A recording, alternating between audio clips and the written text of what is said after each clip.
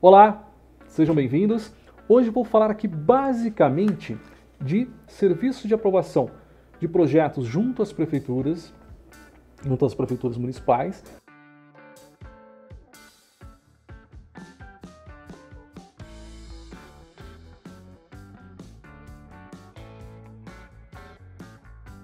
Que é serviço de aprovação de projeto. Em duas questões aí. A questão da como funciona a aprovação para quem quer fazer, né, quem está iniciando, tá? Ou às vezes até alguém que não era da área técnica, alguém que está precisando fazer esse serviço, como que funciona, e também a aceitação desse trabalho, desse serviço. Como que está sendo a aceitação e o que a prefeitura deve aceitar, tá? Inclusive falar quanto à regularização de imóveis. Bom, é isso. Vamos lá. Serviços de aprovação de projeto. Daí tem projeto residencial, projeto comercial, projeto industrial. Qual que é a diferença? A diferença simplesmente é a finalidade. Robson, eu posso construir, fazer uma construção, uma edificação residencial em qualquer lugar, eu posso fazer um comercial em qualquer lugar, o mesmo que local que eu posso fazer um residencial, eu posso fazer industrial. Como que funciona? É assim, ó. Tentando resumir, sintetizar o máximo possível, tá? Vamos lá, falar um pouco do aspecto geral, tá, da aprovação. O município, ele tem alguns zoneamentos de área. Tem zoneamento que aceitam, tem regiões do município que aceita residências, tem outras que aceitam residências e comércios, outras destinadas apenas para a indústria, e às vezes a indústria aceita residências também. Só que, qual que é a grande questão? Basicamente, você quer um local para você morar, para você ficar tranquilo. Né? Imagina só, você está lá dormindo, sei lá, meio-dia, você está dormindo, você está na sua casa, você está dormindo lá, daí de repente tem um barulho de uma máquina do lado, tá? uma tecelagem do lado. Ou então, à noite mesmo, uma indústria funcionando 24 horas. Puxa vida, então às vezes você compra, imagina só, você comprou um terreno, né, você comprou um lote para você fazer sua residência, de repente vem e instalam uma indústria, tá? Uma indústria com alta poluição, poluição sonora, ou poluição sonora, ou mesmo, né, poluição do ar, enfim, tá? E aí, como que fica?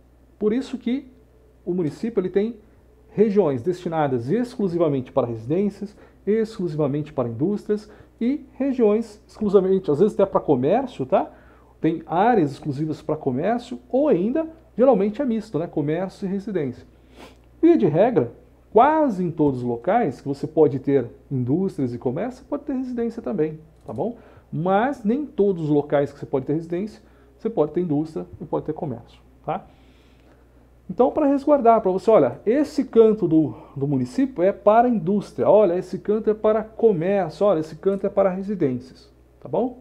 Para você ter até essa segurança, né, que você vai comprar um lote e não vai ter um incômodo de uma indústria, por exemplo, do lado da sua casa. Esse zoneamento, ele é definido num documento que chama Plano Diretor do município. Na verdade, eu posso dizer que são três grandes grandes normas dentro do município, fora a lei orgânica municipal, que a lei orgânica é como se fosse uma constituição, digamos assim, do município, que é a lei maior lá do município, que é a lei orgânica. Mas, para nós aqui que estamos falando de projeto, o que importa a princípio são as três principais aí, que são comuns aos municípios, é o plano diretor, a lei de uso e ocupação do solo e Código de Obras. Tem que ser respeitado todas as leis. Até outras leis que tem, fora essas, que tratam das questões de edificações, aí, de uso de solo, mas essas são as principais, que são as comuns aí no município. A lei de uso e ocupação de solo é especificamente que vai tratar o quê? Dessas questões. Ó, nessa região aqui, que tipo de atividade que eu posso ter, tá? Se é só residência, se é comércio, se é indústria, tá? Indústria leve, indústria pesada, indústria média, o que pode ter aqui? Vai definir. E depois ainda vai definir parâmetros. Olha, eu posso construir uma indústria aqui, só que tem que ter um afastamento, tem que ter um lote mínimo de 1000 metros, por exemplo. Eu tenho que ter um afastamento de 3 metros. Olha, tem que ter um recuo de 10 metros. Nessa lei de uso e ocupação de solo que vai fazer a definição desses afastamentos, tá? Dos recuos obrigatórios, vai definir as atividades. E o plano diretor, ele vai definir de uma forma bem genérica. Ele vai definir essas questões de forma bem genérica. A lei de uso e ocupação de solo vai definir de modo bem detalhado isso. E agora, temos ainda o Código de Obras. Para que é o Código de Obras? O Código de Obras, ele trata basicamente do quê? Das diretrizes das edificações específicas. Olha, recuo.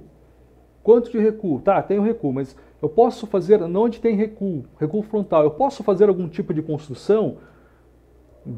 Via de regra, às vezes a gente pode fazer construção lá de uma cobertura para garagem, geralmente coberturas removíveis, daí tem algumas diretrizes aí que vão ser dadas para o Código de Obras ou ainda para o plano diretor, para a lei de uso e ocupação do solo, tá bom? Porém, a Código de Obras que vai definir, olha, você vai ter que pôr tapume, como que pode ser, olha, como que se dá o tapume, a execução da obra, como que se faz para eu aprovar o projeto, aprovação do projeto, olha, projeto de construção, o que eu tenho que seguir? O que eu tenho que apresentar? Onde que eu tenho que apresentar esse projeto? Vai ser definido pelo Código de Obras. Documentação necessária, Código de Obras. Detalhes, olha, a escala que eu preciso apresentar o projeto, tipo de projeto, vai estar definido no Código de Obras. Tá bom? Basicamente é isso. Enfim, então, estando ciente de tudo isso, seu terreno, o terreno do seu cliente, estando dentro daqueles parâmetros, tá? Estando dentro dos parâmetros aí legais, você pode construir qualquer coisa dentro dos parâmetros dessas leis. Plano diretor, uso e ocupação de solo e Código de Obras. Se estiver dentro desses parâmetros, o município não pode impedir você de fazer a execução. Mesmo porque você tem que ter uma segurança jurídica. O município pode impedir? Não pode. Tá? Não pode impedir. A não ser que tenha, assim, alguma coisa muito específica. Uma lei estadual, por exemplo. Às vezes tem uma questão de uma lei estadual ou lei federal que essa legislação municipal está indo contrária. Né? Então daí tem a questão da hierarquia das leis. Por exemplo, em São Paulo. São Paulo a gente tem aqui o Código Sanitário. Então a gente vai seguir o quê? Primeiramente o Código Sanitário. O que ele vai falar o quê? Tamanho mínimo de cômodos, né? Quantidade de cômodos. Olha, por exemplo, aqui em São Paulo, se você tem uma edificação com 1 quarto, ele tem que ter no mínimo 2 metros. Se você tem uma edificação com 2 quartos, 2 dormitórios, né? Você tem que ter no mínimo 10 metros cada um. Você tem com 3, então você tem que ter no mínimo um com 10, o restante tudo com 8, sendo que um deles pode ser com 6. Isso aí, onde que vai falar isso? No Código Estadual. O municipal, ele pode falar alguma coisa divergente? Sim, para ser mais rigoroso. Tá bom? Ele não pode ser mais flexível, ele pode ser mais rigoroso. Tá bom? Agora, daí a questão, né? Principalmente assim, ó. Como que faz? Você técnico em edificações, técnico em construção civil, que quer fazer aprovação de um projeto. Como que funciona isso? Você tem que fazer a sua inscrição junto ao município. Fez a inscrição junto ao município, daí você vai pagar lá o ISSQN, que é o Imposto de Serviço sobre Qualquer Natureza. O ISS, tá bom? Você é empresa, você vai pagar o ISS, tem que fazer o registro também junto ao cadastro, né, junto ao município, mas vamos partir ali do princípio aí, do profissional autônomo e tal, faz também o cadastro e vai pagar o ISSQN. A empresa tem algumas questões aí um pouco diferentes, tá? Mas não foge muito disso também. A diferença é que o profissional vai ter que pagar lá uma anuidade, daí gira em torno, aqui na minha região, em torno de 900 a 1.200 reais, certo? Daí tem alguns municípios que aceitam o imposto de outro, então às vezes faz o registro no município e pode trabalhar em toda a região aí com o mesmo cadastro, tá? Não precisa ficar fazendo um cadastro em cada município. A princípio, da aprovação como aprovar, é isso. Segue essas leis, pega a relação de documentos que vocês precisam e daí vocês vão protocolar junto ao município. É o desenho, memoriais, requerimento, documentos do imóvel, documentos do proprietário, assinatura de todo mundo. Você vai no município, junto ao departamento de obras, e pega uma minuta, fala, olha, qual que é a minuta de desenhos que vocês têm aí, de documentação? Cada município, pessoal, vai ter sua legislação específica, então tem alguns detalhes. Você pega os municípios aqui ao redor do meu município, por exemplo, cada um tem um desenho diferente, requer um memorial diferente, tá bom? Uma documentação diferente. No final é a mesma coisa, mas às vezes um é um projeto simplificado, outro é um projeto mais completo, outro é o meio termo. Você tem que ver o que eles exigem de fato. E conversem no departamento de obras, não tenham vergonha, principalmente se estiver começando. E saiba o seguinte, cada município novo que você vai, você tem que perguntar de novo, olha, como que funciona aqui? Vocês têm alguma minuta, tem um modelo? Então, é assim, pessoal, não tem jeito. Todo município novo você vai ter que redescobrir como fazer um projeto. É sempre assim, tá bom? Então não tenham medo. Via de regra, errou, eles devolvem para correção. Erre o mínimo possível, porque daí demora, prazo, né, tal. Mas infelizmente é comum. Além dos erros que estamos passíveis aí de cometer, é o seguinte, estamos passíveis de outra questão. Às vezes tem no município lá, você tem 10, 20 profissionais que fazem análise. E às vezes cada um quer um detalhezinho diferente. Tá bom? Daí vai ficar brigando com eles? Não, faz o detalhe que eles querem. Se não for uma coisa muito gritante, uma coisa que extrapole aí, às vezes que vai prejudicar você, prejudicar o seu cliente, faça. Bom, é basicamente isso. Essa é a dica. Não vai muito. Às vezes com detalhezinho, um quer que coloca taxa de ocupação, outro quer que coloca um destaque na fachada, um determinado destaque na fachada. Tá bom? É isso. São detalhes assim, que às vezes que cada um diverge lá e embora. Aceitação. Projetos de até 80 metros para técnicas de edificações? Tranquilo. Agora, o que está pegando aí? Projetos de regularização de imóveis acima de 80 metros. Pessoal, o município é obrigado a aceitar? Sim, é obrigado a aceitar. Se eles não aceitam as atribuições dos técnicos de edificações, então eles têm que rever isso junto ao conselho, eles têm que reclamar junto ao conselho, reclamar junto ao Ministério Público, junto à Justiça Federal, enfim. Mas eles são obrigados a aceitarem. Dou um exemplo, meu município aqui está com problema. Estamos tentando conversar com os engenheiros, politicamente, tudo mais. Caso eles não aceitem, agora mudou, né? Mudou, agora tem a resolução 186 que fez uma alteração lá, ficou legal, poderia ter sido melhor ainda essa alteração. Ficar fazendo muita alteração é complicado, né? Traz insegurança jurídica, mas poderia ter feito essa alteração e resolvido muitas outras coisas, mas tudo bem. Tá lá, tá com o projeto as-built, deveria ter tido desde a primeira, desde a 58, né? Quando fizeram a 58, enfim, tá, é isso. Agora, estamos tentando conversar aqui. Se eles não aceitarem, nós vamos ter que entrar com ação judicial. Simples assim.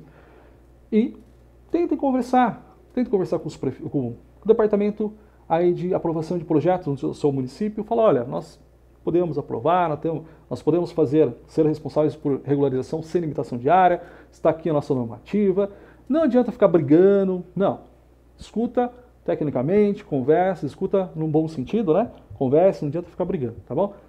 Leve para o departamento de obra, é bom que não vá sozinho, que vá com outros colegas, ou ainda que tenha se tiver uma associação que represente os profissionais, vá através do representante dessa associação. O departamento de obras não resolveu. Converse com o prefeito, converse com os vereadores, explique a situação para eles, né? Para que eles intervenham. Caso não dê jeito, daí sim, procure advogado e entre com ação judicial. Se eles acham que não temos atribuições, discutam isso na esfera adequada. Por quê? Entendam que nós, pessoas naturais, nós podemos fazer tudo aquilo que a lei não proíbe. Agora, a esfera pública, os órgãos públicos, prefeituras, enfim, todo órgão, entidade pública, tem que fazer tudo aquilo que a lei determina. Tá? É o que a lei determina. Eles não podem, eu acho, não. A lei está falando que você tem esse poder, a lei está falando que você tem essa função, então você deve fazer, não é pode, você deve fazer. Agora, se não, não pode. Quem que trata das atribuições dos técnicos industriais? O Conselho Federal dos Técnicos Industriais. Ou ainda os conselhos regionais, aí, dentro de cada uma das suas funções, tá bom? Quem fiscaliza? Conselho Regional e Conselho Federal também. tá bom? Mas função principal, conselho. Então, pessoal, muito obrigado então. Valeu, tchau, fui!